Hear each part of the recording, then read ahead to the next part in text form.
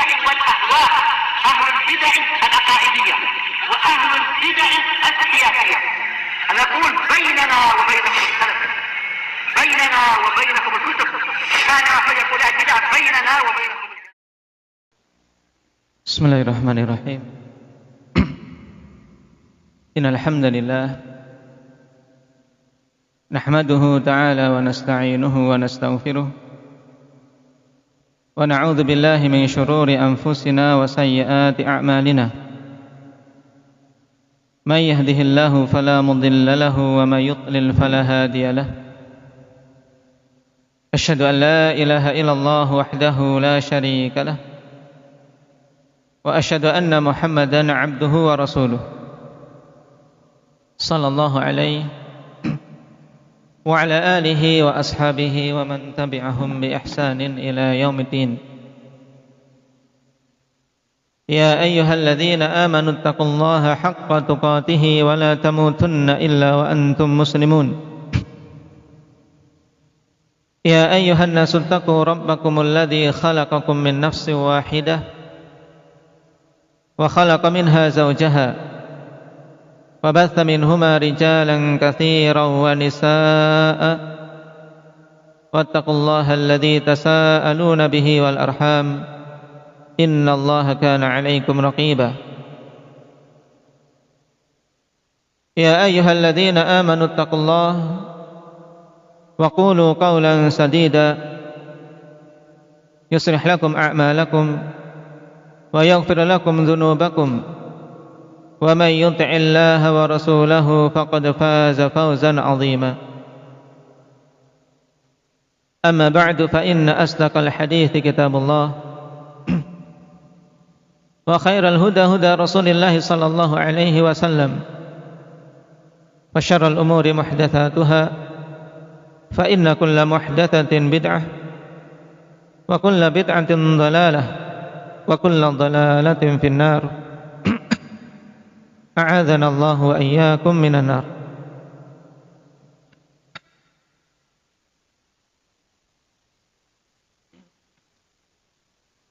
Ikhwanil kiram rahimani wa rahimakumullah. Kita bersyukur pada Allah Subhanahu wa taala atas semua nikmat yang dicurahkannya pada kita.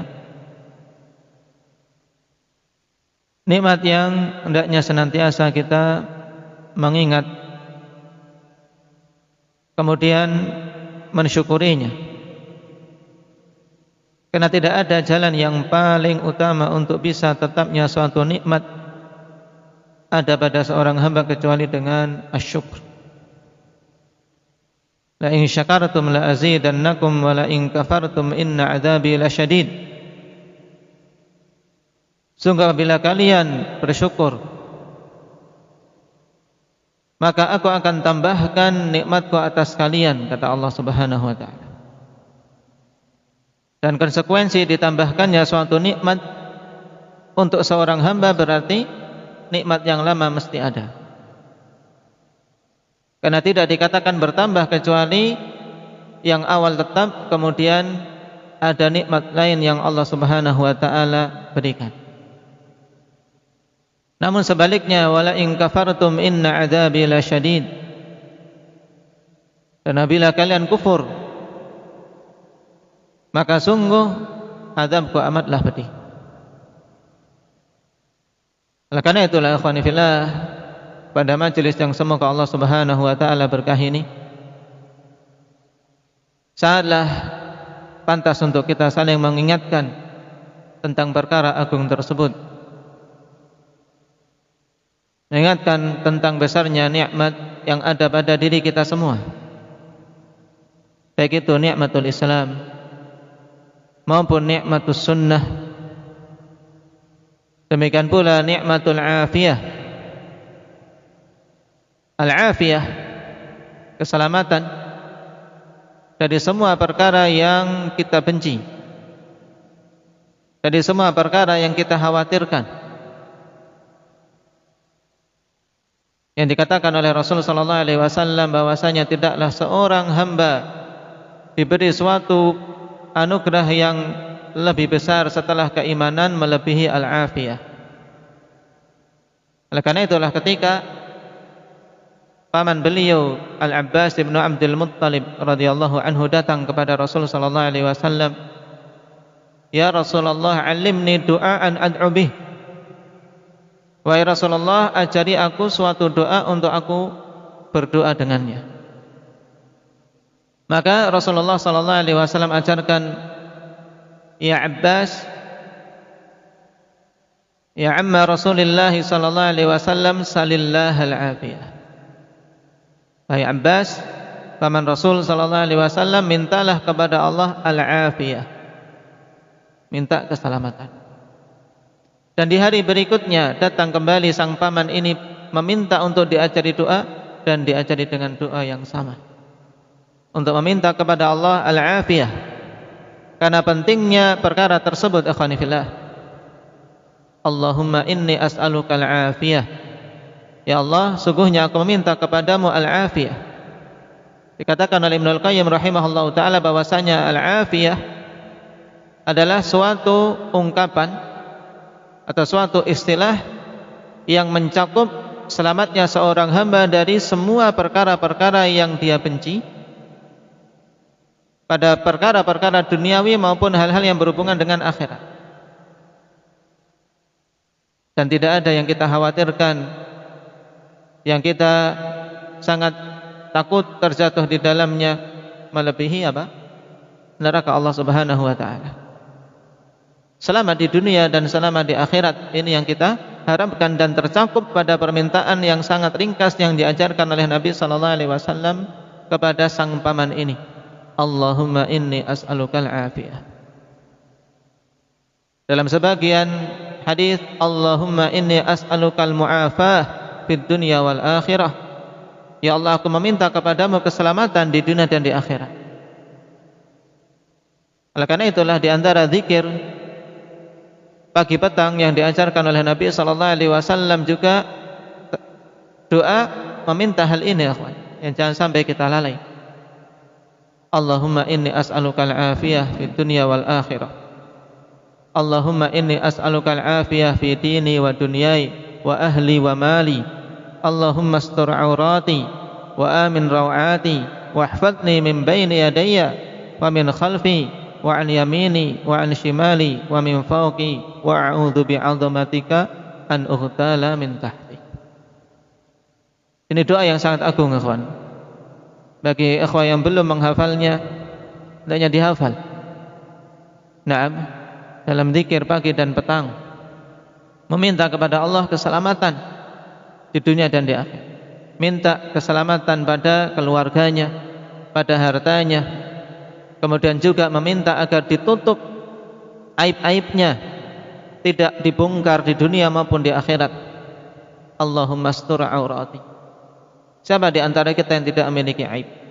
Siapa di antara kita yang tidak memiliki keburukan-keburukan? Dan dalam doa ini Nabi SAW contohkan beliau saja meminta pada Allah, Allahumma astur aurati. Dan di antara aib yang terbesar adalah dosa-dosa kita. Dan ditutupnya dosa-dosa seorang hamba itu merupakan salah satu bentuk maghfirah, ampunan yang Allah Subhanahu wa taala berikan kepadanya. Wa amin rawati, dan berilah keamanan pada jiwaku. Kemudian meminta agar dijaga. Jagalah aku ya Allah dari arah depan, dari arah belakang, dari sisi kanan, dari sisi kiri. Dan aku meminta perlindungan dengan keagungan-Mu dari tertimpa bencana melalui arah bawah. Jadi doa ini sangat agung yang seyogianya bagi kita semua untuk menghafal dan mengamalkannya. Nah, barakallahu fiikum. Ini dari sekian banyak nikmat, akhwan, yang Allah Subhanahu wa taala curahkan kepada kita, sehingga kita bisa ringan untuk melangkahkan kaki ke masjid Allah Subhanahu wa taala ini, yang semoga langkah-langkah tersebut Allah Subhanahu wa taala tulis sebagai amalan saleh di sisinya. Dan pada pertemuan yang lalu kita membaca penjelasan dari Imam Al-Barbahari rahimahullahu taala tentang salah satu pokok sunnah yang hendaknya betul-betul kita menetapinya. Siapa yang telah menghafalnya?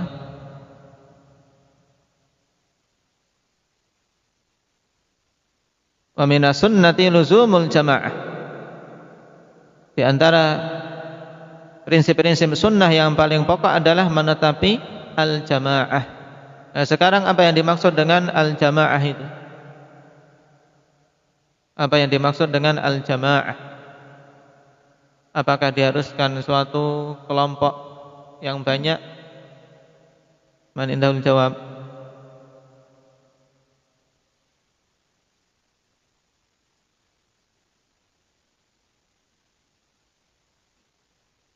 Baik, nah, al-jamaah yang dimaksud ini adalah apa saja mencocoki kebenaran, itulah al-jamaah. Nah, dan jamaah yang paling utama yang dimaksud di sini yaitu para sahabat Nabi sallallahu alaihi wasallam, kemudian at-tabi'in dan atba'ut tabi'in. Sehingga siapapun yang mengikuti mereka maka itulah al-jamaah walaupun dia sendirian di kampungnya. Nah, sekarang ikhwan fillah kita akan masuk pada asas yang al-jamaah tersebut tegak di atasnya, sehingga dengannya seorang muslim bisa untuk menunaikan poin sebelumnya, untuk betul-betul kita luzumul jamaah, menetapi al-jamaah. Yang pada pertemuan lalu juga kita baca kalimat yang sangat gamblang dari Imam Abu Syamah rahimahullahu ta'ala tentang makna perintah untuk menetapi al-jamaah itu pada dalil-dalil Alkitab maupun as-sunnah. Ketika kita diperintahkan untuk menetapi al-jamaah, maka yang dimaksud apa? Yaitu luzumul haq wattiba'u, yaitu mengikuti, menetapi kebenaran dan mengikutinya. Ini harus betul-betul kita pahami ya. Nah, sekarang kata Imam Al-Barbahari rahimahullahu ta'ala berikutnya, wal asasul ladzi tubna alaihi al-jama'ah wa hum ashabu Muhammadin sallallahu alaihi wasallam wa rahimahumullahu ajma'in wa hum ahlu sunnati wal jama'ah. Faman lam ya'khudh anhum faqad dhalla wabtada' wa kullu bid'atin dhalalah wad dhalalatu wa ahluha finnar. Kata Imam Al-Barbahari, dan asas yang menjadi tonggak utama yang dibangun di atasnya al-jamaah, mereka itu adalah para sahabat Nabi kita Muhammad sallallahu alaihi wasallam. Dan mereka itulah ahlu sunnati wal jamaah. Walaupun mereka tidak menulis di rumah-rumah mereka ini ahlu sunnah wal jamaah, tidak pula membuat stiker-stiker, tidak ada papan nama. Karena ahlu sunnati wal jamaah ikhwani fillah adalah manhaj, ada suatu metode dalam beragama, bukan suatu nama organisasi atau yayasan ataupun partai.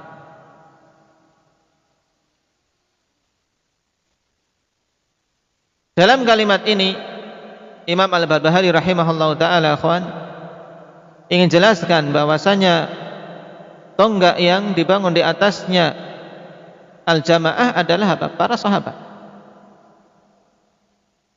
Sehingga siapa saja yang ingin menetapi al-jamaah tidak boleh tidak harus mengikuti metode para sahabat radhiyallahu alaihim dalam beragama. Dan siapa saja menyelisih jalan mereka maka berarti akan menyimpang dari al-jamaah yang kita diperintahkan untuk menetapinya. Allah Subhanahu wa taala telah berfirman, "Wa may yushaqiqir rasul min ba'di ma tabayyana lahul huda wa yattabi' ghaira sabilil mu'minin nuwallihi ma tawalla wa nuslihi jahannam wa sa'at masira." Syekh Albani rahimahullahu taala, ikhwan, berdalil dengan ayat ini tentang wajibnya kita mengikuti manhaj para sahabat, atau dengan istilah lain mengikuti manhaj salaf. Allah Subhanahu wa taala katakan di ayat tersebut, "Wa may yushaqiqir rasul", siapa saja yang menyelisihi Rasul. Min ba'di ma tabayyana lahul huda, setelah jelas baginya petunjuk, tahu kebenaran tapi dia menyelisihi Rasul. Wa yattabi' ghaira sabilil mu'minin, dan dia mengikuti selain jalannya kaum mukminin. Di sini menunjukkan dua hal yang harus ada, ikhwan, untuk seorang bisa selamat dari apa yang Allah Subhanahu wa taala ancamkan di kelanjutan ayat. Karena Allah Subhanahu wa taala sebutkan dua poin, yang menyelisih Rasul dan mengikuti selain jalannya kaum mukminin, maka diancam nuwallihi ma tawalla wa nuslihi jahannam. Akan kami biarkan kemana dia berpaling, akan dibiarkan terus terjerumus di dalam kesesatan, semakin jauh dari kebenaran. Dan inilah yang diistilahkan dengan al-khudlan, di mana seorang hamba ditinggalkan oleh Allah Subhanahu wa taala, tidak diberi petunjuk, tidak diberi taufik di dunia, sehingga dia semakin tersesat, wal iyadu billah. Kemudian di akhirat, wa nuslihi jahannam, dan kami masukkan dia ke dalam neraka jahannam, wa sa'at masira, dan itu adalah sejelek-jelek tempat kembali. Berarti siapa saja yang ingin selamat di dunia, juga selamat dari siksa api neraka, wajib mengikuti jalan Rasul dan tidak menyimpang dari jalannya kaum mukminin dalam memahami bimbingan-bimbingan Rasul. Dan kaum mukminin pertama kali yang wajib kita ikuti adalah para sahabat, karena mereka lah kaum yang pertama kali masuk dalam cakupan ayat, ikhwan. Wa yattabi' ghaira sabilil mu'minin, ay sabilis sahabah, yang pertama kali masuk. Oleh karena itulah para sahabat radhiyallahu alaihim merupakan asas yang tegak di atasnya al-jamaah. Demikian pula Allah Subhanahu wa taala telah puji mereka dan telah ridha dengan jalan mereka, sehingga siapa saja yang ingin mendapatkan keridhaan Allah juga tentunya wajib mengikuti jalan para sahabat tersebut. Di surat At-Taubah Allah Subhanahu wa taala berfirman, was-sabiqunal awwalun minal muhajirin wal ansar walladzina ittaba'uuhum bi ihsan radhiyallahu anhum wa radu anhu. As-sabiqunal awwalun, yaitu orang-orang generasi awal yang masuk di dalam keislaman dari kalangan muhajirin maupun ansar, dan siapa saja mengikuti mereka dengan baik. Nah, inilah harapan kita, ikhwan. Walladzina ittaba'uuhum bi ihsan, dan siapa saja mengikuti mereka dengan baik untuk bisa masuk dalam janji yang Allah Subhanahu wa taala berikan di sini. Adapun untuk masuk as-sabiqunal awwalun, kita sudah terlewatkan waktunya. Tapi Allah Subhanahu wa taala maha luas rahmatnya, ketika menyebut tentang kebenaran jalan generasi awal yang Allah ridai, Allah Subhanahu wa taala buka peluang bagi generasi berikutnya untuk bisa mendapatkan keutamaan tersebut selama dia mengikuti jalan orang-orang yang selamat tadi. Walladzina taba'uuhum bi ihsan, dan siapa saja yang mengikuti mereka dengan baik, maka radhiyallahu anhum wa radu an, Allah Subhanahu wa taala ridha kepada mereka dan mereka ridha dengan apa yang Allah Subhanahu wa taala berikan. Wa adda lahum jannatin tajri tahtaha al-anharu khalidina fiha abada, dzalikal fawzul azim. Dan Allah Subhanahu wa taala janjikan bagi mereka surga yang mengalir di bawahnya sungai-sungai, mereka kekal di dalamnya, dan itu adalah keberuntungan yang besar. Dan ayat ini juga sangat jelas yang dijadikan dalil oleh para ulama kita tentang wajibnya mengikuti jalan as-sabiqunal awwalun, mengikuti jalan para sahabat dari kalangan muhajirin maupun ansar apabila kita menginginkan keridhaan dari Allah Subhanahu wa taala dan surganya. Maka tidak mungkin seorang bisa berjalan di atas kebenaran kalau kemudian menyelisihi jalan as-sabiqunal awwalun, mengikuti jalannya para muhajirin maupun ansar. Dan pujian tentang para sahabat ikhwani fillah sangat banyak, baik dalam Al-Quran maupun As-Sunnah. Oleh karena itulah prinsip dari ahli sunnati wal jamaah adalah mencintai mereka dan senantiasa mengikuti jalan mereka dalam beragama. Rasulullah SAW katakan dalam hadits yang diriwayatkan oleh Imam Muslim dari Abi Musa al-Asy'ari radhiyallahu anhu, bahwasanya suatu ketika Rasulullah SAW bersama para sahabat setelah selesai salat maghrib, kemudian beliau mendongakkan kepalanya memandang ke langit, mengatakan an-nujumu amanatun lis-sama' fa idza dhahabatin nujumu atas sama'a ma tu'ad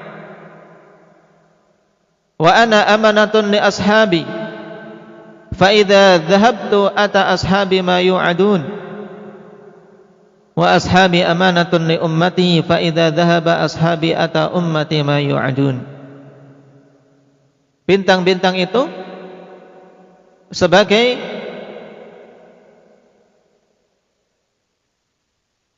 kunci keamanan untuk langit, dalam artian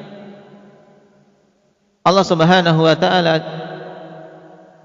ciptakan bintang-bintang ikhwan fillah, di antara hikmahnya adalah rujuman lisyayatin, sebagai pelempar-pelempar untuk syaitan-syaitan yang ingin mencuri berita dari langit,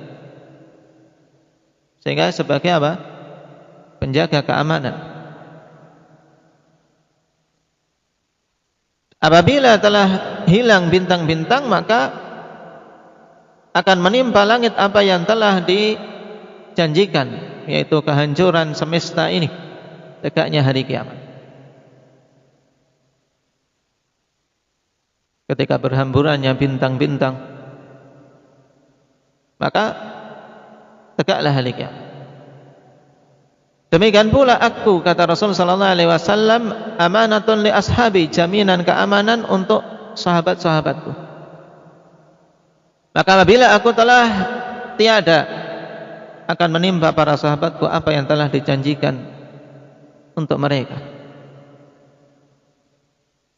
Nah, mulai timbul fitnah dan pintu terbuka dengan meninggalnya Amirul Mukminin yang kedua, yaitu Umar bin Al-Khattab radhiyallahu an, dan kemudian semakin melebar setelah wafatnya Utsman bin Affan radhiyallahu an. Dan fitnah terus semakin membesar, nah, dengan semakin jauhnya zaman dari zaman kenabian. Wa ashabi amanatun li ummati, dan para sahabatku sebagai jaminan keamanan untuk umatku. Maka selama masih tersisa sahabat Nabi sallallahu alaihi wasallam di kurun itu, ikhwan, maka kebaikan masih banyak.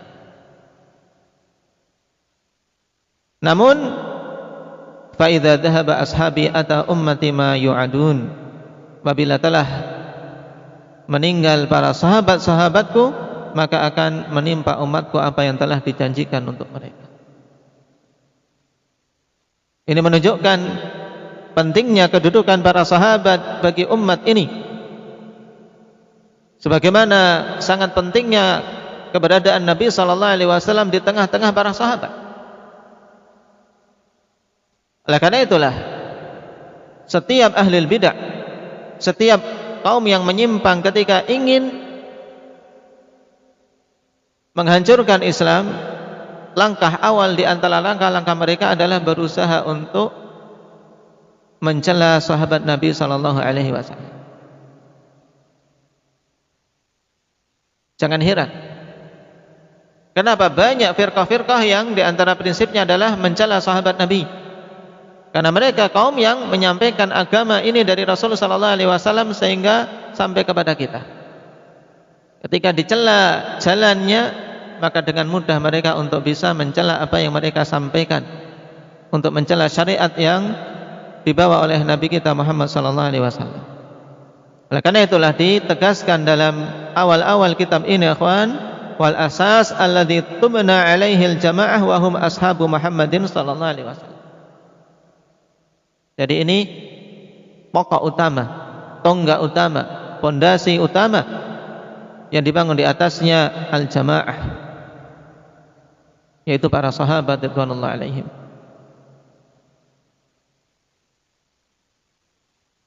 Dan sahabat, dikatakan sahabat yaitu siapa saja yang bertemu dengan Nabi SAW dalam keadaan dia beriman kepada beliau dan mati di atas keimanan.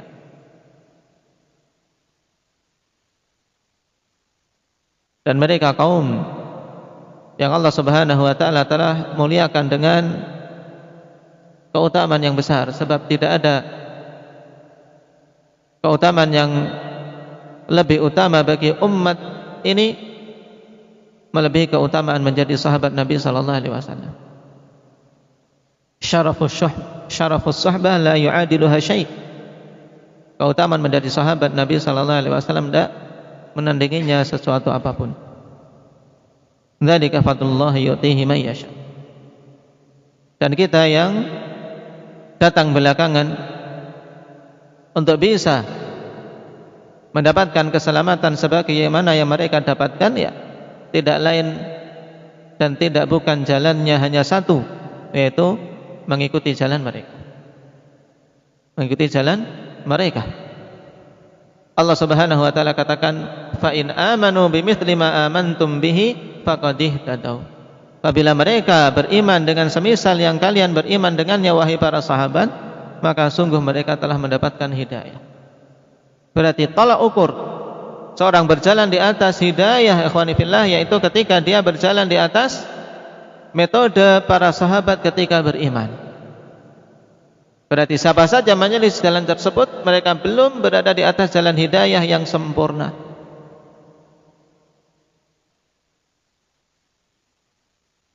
Nah, kemudian Imam Al-Barbahari rahimahullah ta'ala katakan, faman lam ya'khudh anhum faqad dhalla wabtada. Maka siapa saja yang tidak mau mengambil agama ini dari mereka, yaitu dari para sahabat, maka sungguh dia telah sesat dan telah mengada-adakan kebid'ahan.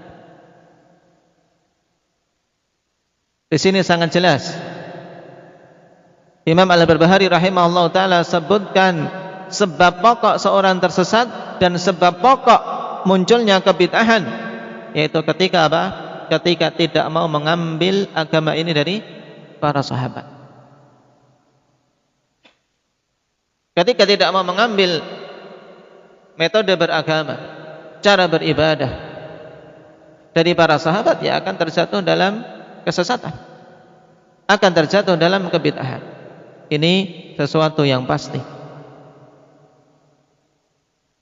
Kalau kita perhatikan kaum yang tersesat di generasi awal ketika para sahabat masih ada, yaitu firqatul khawarij. Kenapa? Karena mereka tidak mau mengambil metode para sahabat. Sehingga perhatikan hujjah yang ditegakkan oleh Ibnu Abbas ketika menghujat mereka. Yang dikatakan oleh Ibnu Abbas radhiyallahu anhu ketika mendatangi orang-orang khawarij yang saat itu jumlahnya sudah ribuan, sekitar 6 ribuan. Maka apa yang beliau katakan? Ji'tukum min indi ashabi Rasulillah sallallahu alaihi wasallam wa laisa fikum minhum ahad. Ini menunjukkan tentang faqihnya Abdullah bin Abbas dan kedalaman ilmunya. Aku datang kepada kalian dari sisi para sahabat Rasulullah sallallahu alaihi wasallam, karena saat itu beliau diutus oleh Ali bin Abi Thalib untuk menegakkan hujjah, untuk menasihati mereka yang terakhir kalinya sebelum kemudian diserang. Dan Abdullah bin Abbas radhiyallahu anhuma saat itu dengan kedalaman ilmunya dialah yang diutus. Dan ini juga hal yang penting, akhwan. Karena terkadang nasihatnya sama, tapi ketika yang menasihati adalah orang yang utama, hasilnya berbeda. Karena itulah ketika kita menginginkan mungkin ada saudara kita yang mulai kendor atau saudara kita yang terkena syubhat, jangan lantas untuk segera kita tinggalkan. Berusaha nasihat. Kalau kita mungkin tidak bisa, cari orang-orang yang dia percaya atau orang-orang yang bisa untuk menyampaikan kebaikan sehingga dia bisa menerimanya.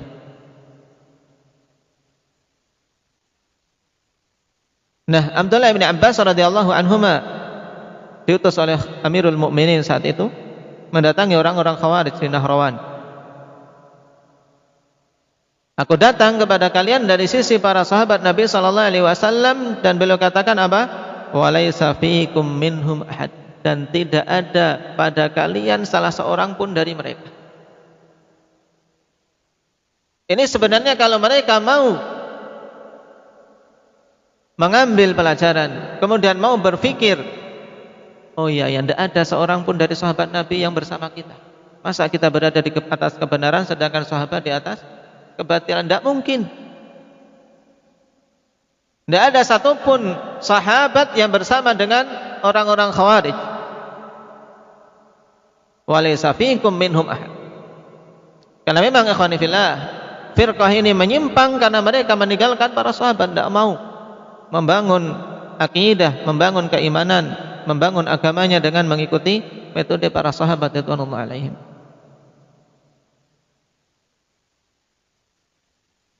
Sehingga ini alamat yang sangat jelas bagi ahli bid'ah wal ahwa, yaitu penyelisihan mereka terhadap metode para sahabat atau kebencian terhadap para sahabat, celaan terhadap para sahabat. Ini sudah sangat jelas menjadi salah satu alamat yang tidak akan mungkin bisa dipungkiri.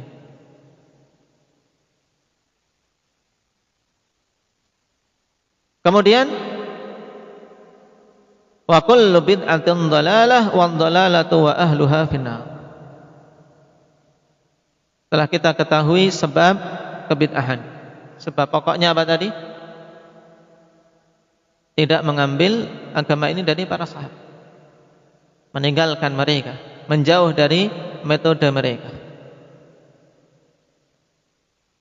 Akan tersesat dan akan terjatuh dalam kebid'ahan. Dan semua bid'ah itu sesat, dan kesesatan serta pelakunya itu berada di dalam neraka. Wal'iyadu billah. Di sini juga pelajaran penting. Ketika beliau jelaskan kepada kita, akhwan, bahwasanya minas sunnah lumzumul jamaah. Kita dijelaskan di antara prinsip-prinsip sunnah. Dan kemudian sekarang beliau singgung tentang lawannya, yaitu bid'ah. Inilah metode Qur'ani, metode Nabawi. Ketika menjelaskan suatu hal, tidak akan mungkin sempurna kecuali menjelaskan juga lawannya. Dikatakan oleh Yahya Ibnu Mu'ad Ar-Razi rahimahullahu ta'ala, sebagaimana dikutip oleh Imam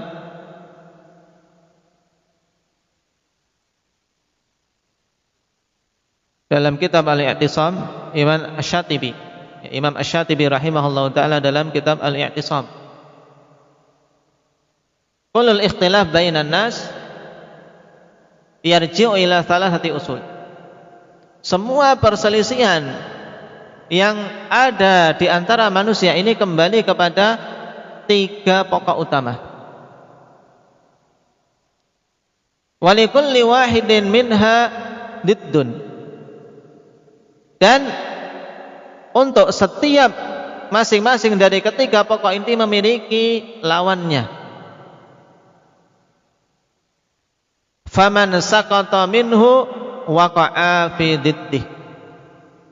Sehingga siapa saja yang jatuh darinya maka dia akan terjerembab ke dalam lawannya.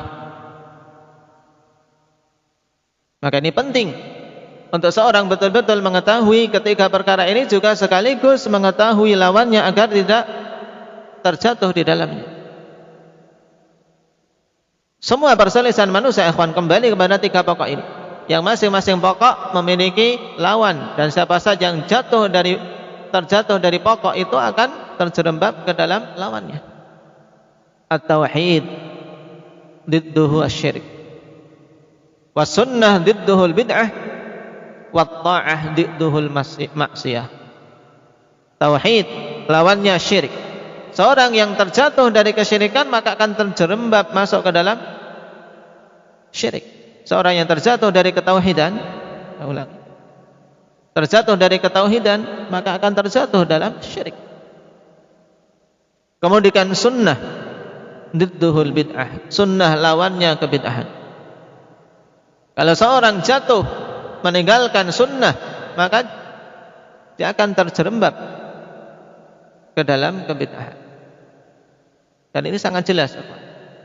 Rasulullah sallallahu alaihi wasallam telah tegaskan dalam hadis Abdullah bin Amr bin Al-As radhiyallahu anhuma, likulli amalin syirrah wa likulli syirratin fatrah, faman kanat fatratuhu ila sunnati faqad ihtada wa man kanat fatratuhu ila ghairi dzalik faqad halak. Setiap amalan itu ada masa-masa bersemangatnya. Ada masa-masa bersemangat, bergejolak, semangat tinggi.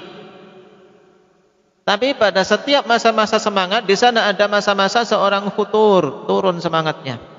Dan ini harus kita pahami dalam diri kita masing-masing. Tidak mungkin seorang terus-menerus semangat terus, tidak. Ada masa-masa futur itu mesti. Karena Nabi SAW yang mengkhabarkannya.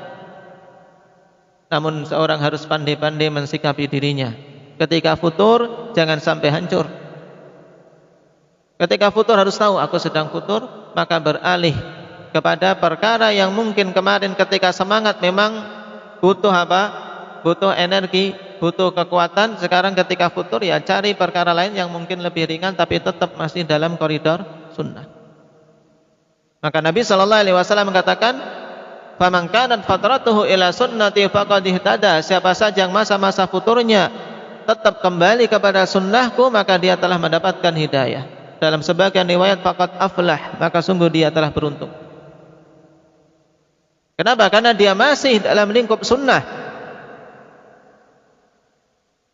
Dan sederhana di atas sunnah itu lebih apa? Utama, lebih bagus daripada kesungguhan di atas bid'ah. Tidak syak. Seorang futur melemah untuk sholat malam 11 rakaat misalnya, bukan kemudian sudahlah, tidak usah sholat. Nah, tapi diringankan. Nabi SAW saja, ikhwan, nah, di saat-saat sudah lanjut usia, yang biasanya 11, nah, ketika kondisi capek, kondisi melemah, 7, dan itu minimalnya Nabi SAW melakukan qiyamul lail 7 rakaat.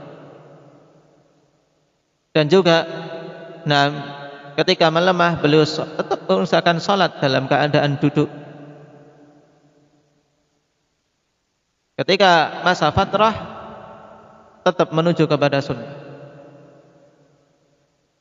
Tapi wa man kanat fatratuhu ila ghairi dzalik faqad halak, siapa saja yang pada masa futurnya kepada selain sunnah maka sungguh dia telah celaka. Maka hati-hati akhwani fillah.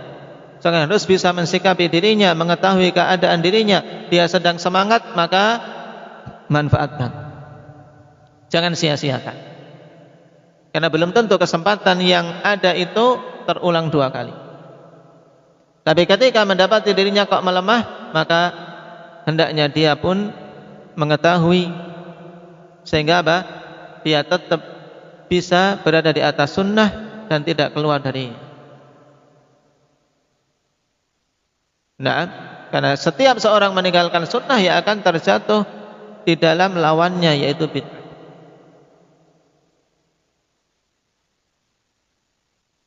As-sunnah didduhul bid'ah atau didduha al-bid'ah. Kemudian yang ketiga, wat-ta'ah didduha al-ma'siyah. Dan ketaatan lawannya kemaksiatan. Siapa saja yang meninggalkan ketaatan, ia akan jatuh dalam maksiat. Makanya memahami perkara ini, ikhwani fillah, sangat dibutuhkan untuk seorang bisa selamat. Mempelajari tauhid, juga mempelajari syirik. Nah, mempelajari sunnah, juga mempelajari bid'ah. Bid'ah itu apa?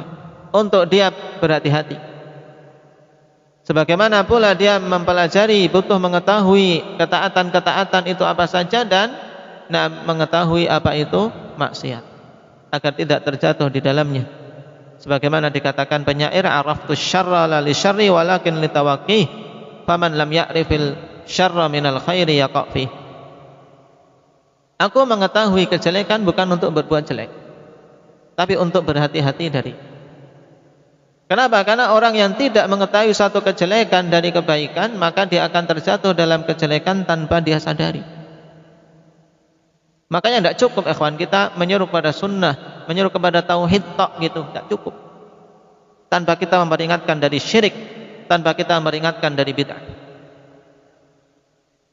Makanya Syekh Muhammad bin Abdul Wahhab rahimahullahu taala ikhwan tegaskan di dalam poin pertama pada 6 faedah dari sirah Nabi sallallahu alaihi wasallam. Risalah ringkas tapi padanya ikhwani fillah prinsip-prinsip pokok dan merupakan istinbat yang sangat bagus dari beliau rahimahullahu taala. 6 pelajaran dari sirah Nabi sallallahu alaihi wasallam. Yang pertama kali beliau tegaskan bahwasanya permusuhan antara Nabi kita Muhammad sallallahu alaihi wasallam dengan orang-orang kufar Quraisy, ikhwani fillah, bukan karena apa? Bukan karena Nabi menyeru untuk mereka berbuat dan beramal saleh. Bukan karena Nabi menyeru mereka untuk beribadah pada Allah. Lalu kenapa? Karena Nabi sallallahu alaihi wasallam mengingkari dan memperingatkan mereka dari kesyirikan. Makanya mereka meminta kepada Nabi untuk berhenti dari mencela sesembahan-sesembahan kami. Berhenti dari membeberkan tentang kesyirikan. Kamu beribadah silahkan. Beribadah silahkan, tapi yang penting jangan apa? Jangan usik kami, jangan ingkari kami. Dan ini kalau kita pahami dengan baik ikhwani fillah, padanya faedah besar. Nah, karena memang dakwah ikhwan, kalau dakwah hanya menyeru kepada kebaikan, fitrah manusia itu tidak akan mengingkari. Lihat itu jamaah tabligh. Yang penting ayo ikut sholat, ayo menyeru pada jamaah. Walaupun mereka terkadang tidak mau, tidak akan mengingkari, ya kan? Tidak ada orang kemudian apa? Kemudian mengingkari, membenci kelompok itu. Karena mereka tidak mengingkari kesyirikan, tidak memperingatkan dari kebid'ahan. Tapi lihat ahli sunnah salafiyun, sama menyeru kepada kebaikan, menyeru kepada tauhid, menyeru untuk melakukan jamaah, untuk menegakkan jamaah, untuk menghadiri salat ke masjid-masjid Allah, berpuasa, amalan-amalan sunnah. Tapi ketika mereka memperingatkan dari syirik, memperingatkan dari bid'ah, mereka sangat dibenci. Dan ini sunnatullah, dan ini yang dialami oleh para rasul, Nabi kita Muhammad sallallahu alaihi wasallam dan para sahabat. Permusuhan pertama kali muncul ya ini, ketika beliau memperingatkan manusia dari kesyirikan. Dan tauhid tidak akan mungkin tegak kecuali dengannya, yaitu menyeru kepada peribadatan kepada Allah semata dan berlepas diri dari kesyirikan serta pelaku-pelakunya. Sebagaimana pula sunnah tidak akan tegak kecuali dengan menyeru manusia untuk mengikuti sunnah Nabi sallallahu alaihi wasallam dan memperingatkan mereka dari kebid'ahan. Perhatikan hadits Irbad bin Sariyah radhiyallahu anhu ketika Nabi sallallahu alaihi wasallam perintahkan kepada para sahabat, juga perintah untuk kita semua, alaikum bisunnati wa sunnatil khulafa'ir rasyidin, atas kalian untuk mengikuti sunnahku dan sunnah khulafa'ur rasyidin. Kemudian beliau juga wa iyyakum wa muhdatsatil umur, peringatkan dari perkara-perkara baru di dalam agama ini. Fa inna kulla muhdatsatin bid'ah wa kulla bid'atin dhalalah. Nah, hati-hati dari perkara baru, karena semua perkara baru itu bid'ah, yaitu perkara baru di dalam agama. Maka mengetahui kebid'ahan itu sangat penting, untuk kita berhati-hati dari. Lalu apa itu bid'ah? Dikatakan oleh Imam Asy-Syatibi rahimahullahu taala, maka jangan sampai kita hanya sekedar tahu bid'ah apa, sehingga diolok-olok oleh mereka-mereka yang suka mengolok-olok ahli sunnah. Tapi olok-olokan itu sebenarnya dibangun di atas ketidakpahaman, sehingga keadaannya seperti yang dikatakan oleh penyair, kam min aibin qaulan sahihan fa afatuhu minal fahmis saqimi. Betapa banyak orang mencela perkataan yang benar dan masalahnya itu dikarenakan muncul dari pemahaman dia yang rusak. Mereka tidak paham tentang bid'ah, sehingga ketika ahli sunnah memperingatkan manusia dari kebid'ahan, mereka kemudian mengolok-olok.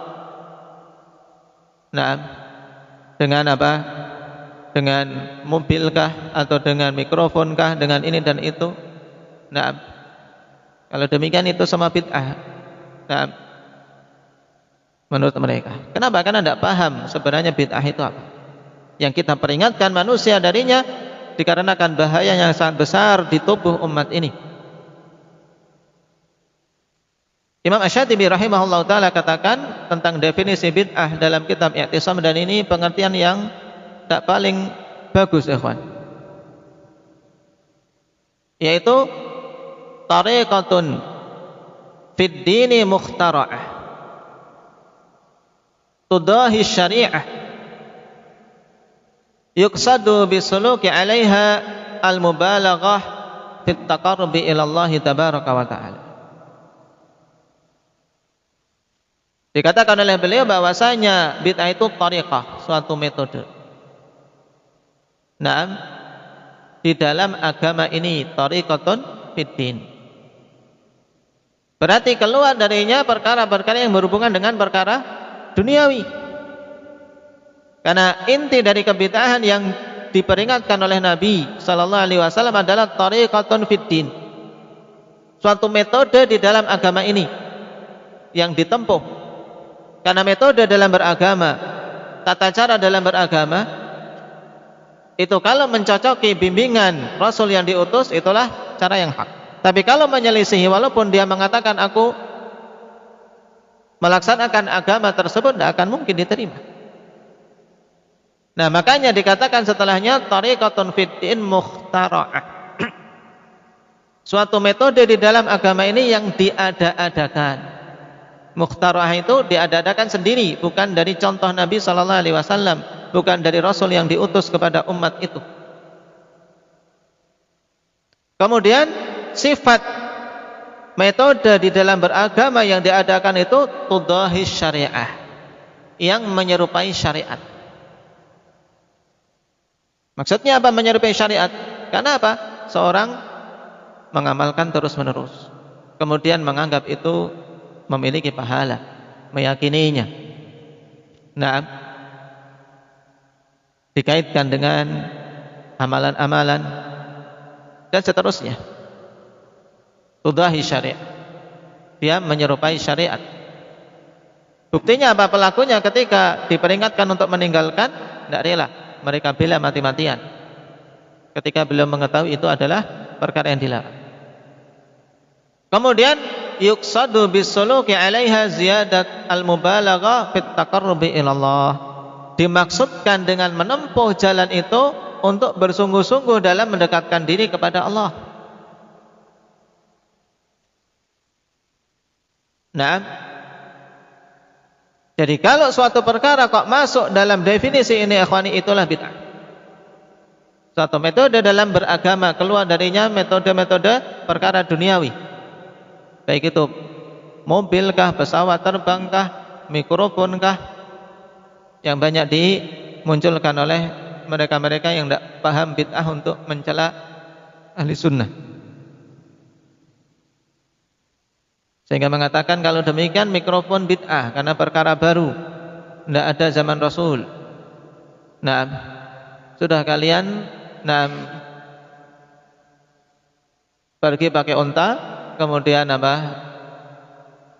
Dan olok-olokan yang lain. Ya, jadi metode di dalam agama yang diada-adakan. Kemudian menyerupai syariat. Kenapa? Karena kalau dia tidak ada penyerupaan terhadap syariat, manusia tidak akan tergiur.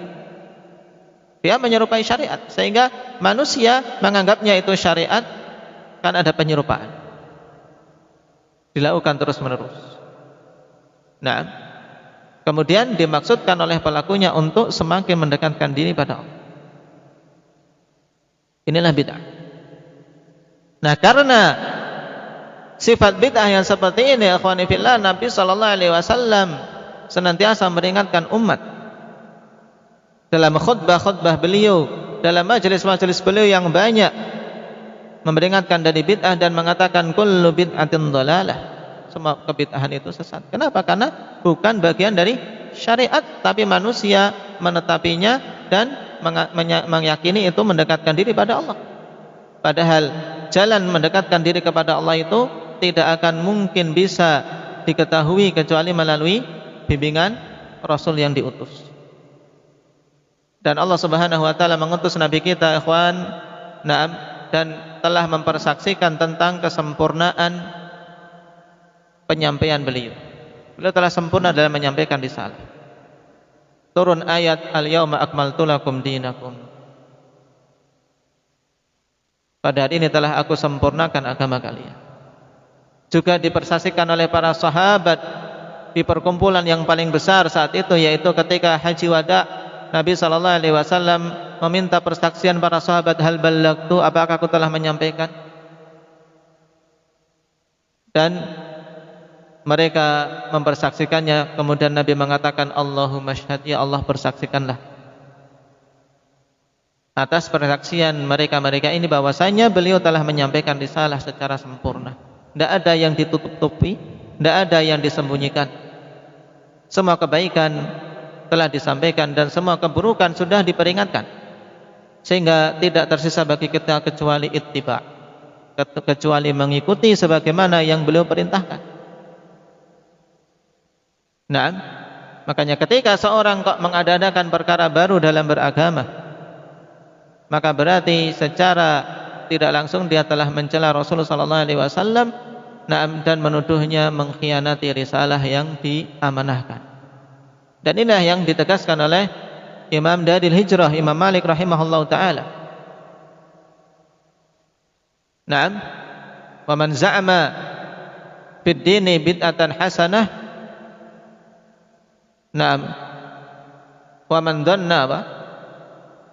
dhanna fid dini bid'atan hasanah faqad za'ama anna Muhammadan khana risalah.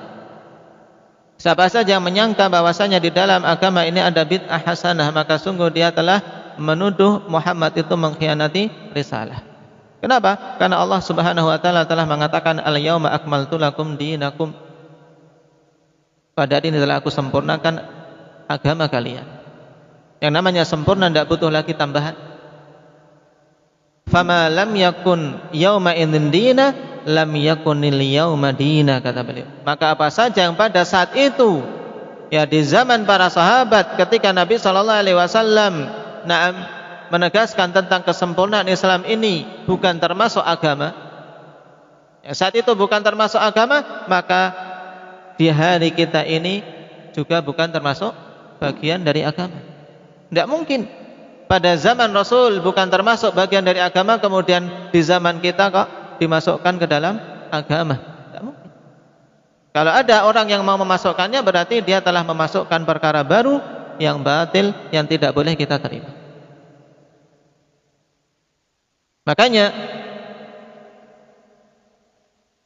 Nabi SAW tegaskan kullu bid'atin dhalalah, untuk memutus adanya anggapan-anggapan bahwasanya di sana boleh berinovasi di dalam beragama, boleh memunculkan hal baru sebagai tambahan dalam beragama.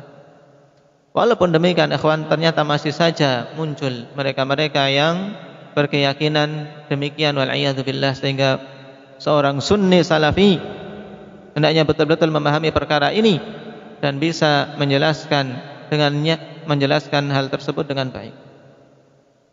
Tidak ada yang namanya dalam Islam ini bid'ah hasanah. Lalu bagaimana dengan perkataan Umar radhiyallahu anhu, nikmatul bid'atu hadhihi, atau nikmatil bid'atu hadhihi, sebaik-baik bid'ah adalah perkara ini, yaitu ketika beliau mendapati para sahabat radhiyallahu alaihim melakukan salat tarawih secara berjamaah dipimpin oleh satu imam, yaitu Ubay bin Ka'ab saat itu. Kemudian dengan gembira beliau mengatakan sebaik-baik bid'ah adalah ini. Dan ini termasuk di antara landasan pokok kelompok-kelompok yang mengatakan adanya bid'ah hasanah di dalam agama. Maka butuh kita mengetahui ya kawan, bahwasanya salat tarawih itu sendiri yang dikatakan oleh Umar radhiyallahu anhu dengan perkataan tadi merupakan bagian dari syariat, bukan perkara baru di dalam agama. Sebab Rasul sallallahu alaihi wasallam beberapa hari memang melakukan salat tersebut mengimami para sahabat. Cuman di hari ketiga, atau malam keempat, beliau sengaja tidak keluar dari rumah beliau. Kenapa? Karena khawatir hal tersebut akan diwajibkan kepada umat ini sehingga memberatkan mereka. Maka ketika kekhawatiran Nabi sallallahu alaihi wasallam tersebut telah tiada dengan wafatnya beliau sallallahu alaihi wasallam, maka kemudian dihidupkan kembali pada masa Umar dengan dipimpin oleh satu imam. Maka beliau katakan setelah itu dengan penuh kegembiraan dan syukur pada Allah atas hidupnya sunnah tersebut dengan mengatakan nikmatil bid'atu hadhihi. Sebaik-baik bid'ah adalah perkara ini. Berarti tidak mungkin kemudian yang dimaksudkan oleh Umar dengan bid'ah itu adalah bid'ah syar'i yang kita sebutkan definisinya tadi. Sehingga harus dibawa perkataan beliau dengan ungkapan bid'ah tersebut pada makna lughawi, makna secara bahasa. Kenapa? Karena di antara makna bid'ah secara bahasa adalah suatu perkara yang sudah lama ditinggalkan kemudian dihidupkan lagi. Sesuatu yang diadakan, sesuatu yang dimunculkan yang sudah lama tidak dicontohkan. Secara bahasa disebut bid'ah. Kenapa kita kok membawa perkataan Umar tersebut ke dalam makna bahasa? Karena sebagian orang mengatakan saat itu kan Umar tidak sedang mengajari para sahabat bahasa Arab. Ya. Kita katakan harus dibawa kepada makna lughawi. Kenapa? Karena salat tarawih itu sendiri bukan masuk kategori bid'ah. Kemudian, Rasul sallallahu alaihi wasallam sendiri mencontohkan itu sehingga tidak mungkin masuk dalam kategori bid'ah. Sehingga bid'ah yang dikatakan oleh Umar itu diinginkan makna secara bahasa. Ini contoh ikhwan di antara syubhat yang harus kita pahami dan bagaimana meruntuhkannya. Dan contoh-contoh yang lain ya mungkin antum sudah mendengar pembahasan tentangnya. Intinya seorang muslim untuk bisa selamat dan bisa tegak di atas sunnah hendaknya betul-betul mempelajari 3 hal tadi bersamaan dengan lawannya. Belajar tauhid, juga mempelajari syirik. Belajar sunnah, juga mempelajari bid'ah.